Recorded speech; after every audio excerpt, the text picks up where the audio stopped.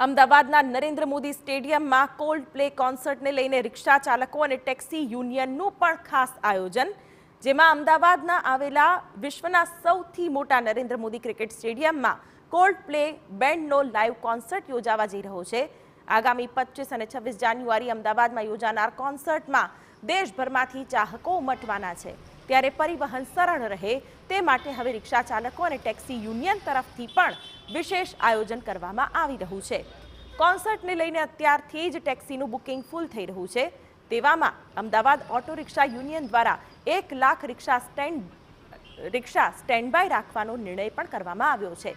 રિક્ષા ચાલક યુનિયનના પ્રમુખ વિજય મકવાણાએ જણાવ્યું કે પરિવહન સેવામાં કોઈ અગવડ ન પડે તે માટે રિક્ષા ચાલકો માટે પરિપત્ર જાહેર કરવામાં આવ્યો છે,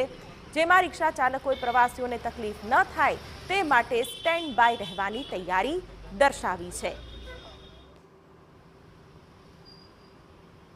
25 અને 26 જાન્યુઆરી અમદાવાદના નરેન્દ્ર મોદી સ્ટેડિયમમાં કોલ્ડ પ્લેનો કોન્સર્ટ યોજાવા જઈ રહ્યો છે, ત્યારે તેના માટે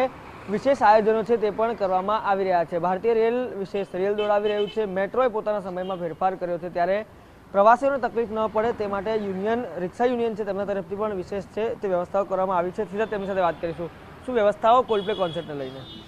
અમદાવાદ રિક્ષા ચાલક એકતા યુનિયન પ્રમુખ વિજય મકવાણા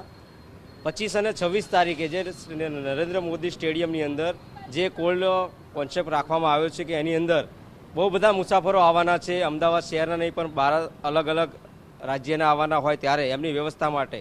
પૂરતા પ્રમાણમાં બીઆરટીએસ, એમટીએસ કે મેટ્રો ના હોય ત્યારે રિક્ષા જ એક એવું સાધન છે કે પેસેન્જરને એમના ઘરેથી લઈ અને સ્ટેડિયમ સુધી પહોંચે અને સ્ટેડિયમથી એમને સહી સલામત ઘર સુધી પહોંચાડે। તો આ સેવા માટે અમારા સાથે જોડાયેલા તમામ રિક્ષા ચાલકો, ખાસ કરીને અમદાવાદ શહેરમાં 2 થી 2.5 લાખ રિક્ષા ચાલકો છે, તમામને મેસેજ આપી દેવામાં આવ્યો છે કે આ સ્ટેડિયમમાં ખાસ પૂરતી વ્યવસ્થા આપણે આપવાની છે, ક્યાંય પણ કોઈ પણ જગ્યાએ વધારે ભાડું ના લે એની પણ તકેદારી રાખવામાં આવે અને પૂરતો સહયોગ અમારા એસોસિએશન વતી કરવામાં આવી રહ્યો છે।